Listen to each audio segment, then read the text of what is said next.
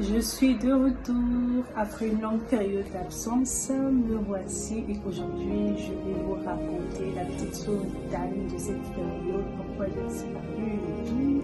Donc let's go!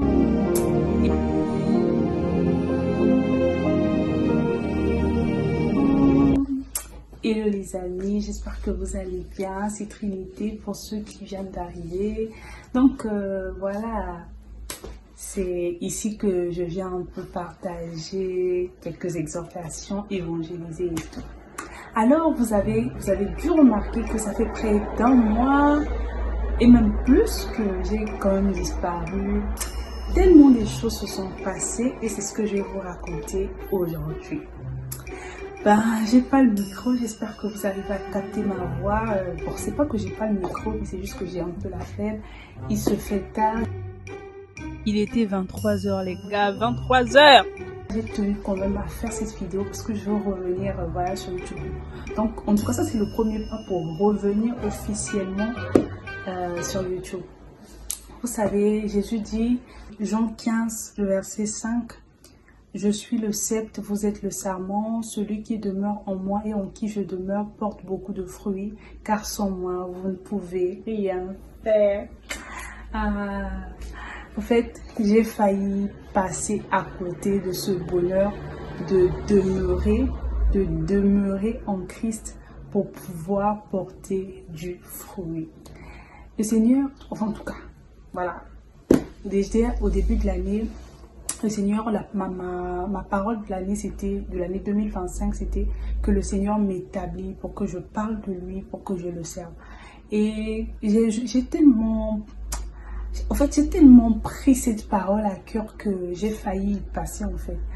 Donc, je voulais tellement faire des choses, je voulais tellement ne pas passer à côté. Je me suis dit que cette année, c'est mon année de bénédiction, c'est mon année où je dois œuvrer pour le Seigneur.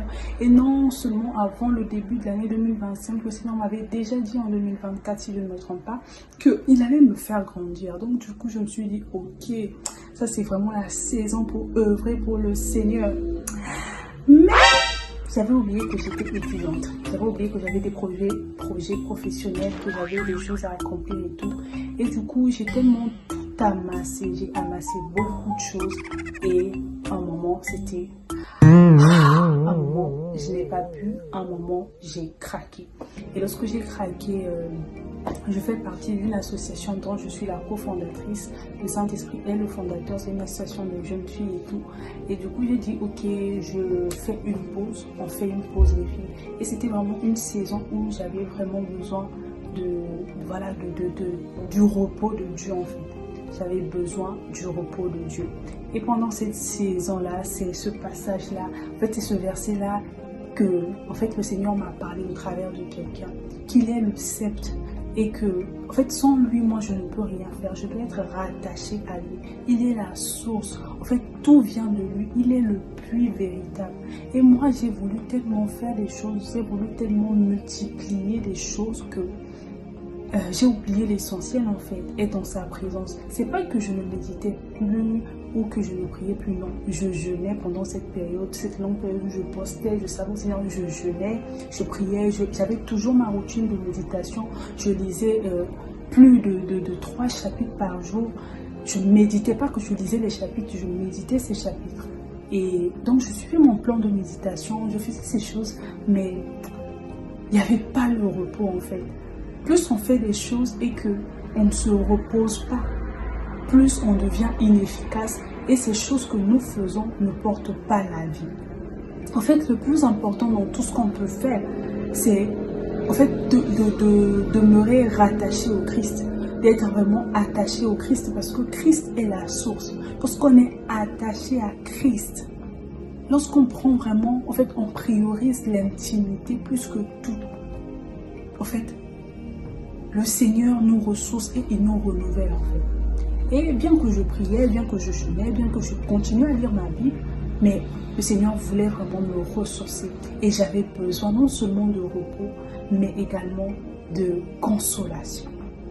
j'avais besoin de consolation. C'est vraiment une période de consolation où j'ai passé du temps dans la présence du Seigneur. Le Seigneur m'a consolé, j'étais dans la prière, des moments où le Saint-Esprit te révèle ce qui ne va pas avec toi. Moi, c'est ce que j'aime avec le Saint-Esprit. Oh, j'aime ça avec le Holy Spirit, parce qu'il te révèle ce qui ne va pas dans ta vie pour que tu puisses arranger.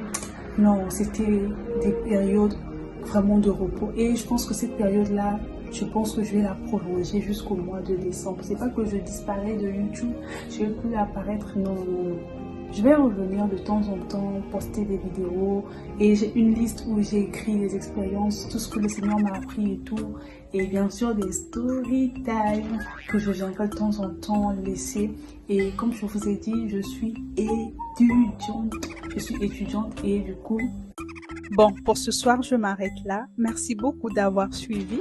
On se retrouve prochainement pour d'autres épisodes de podcast encore plus succulents. Ne manquez surtout pas. Bisous!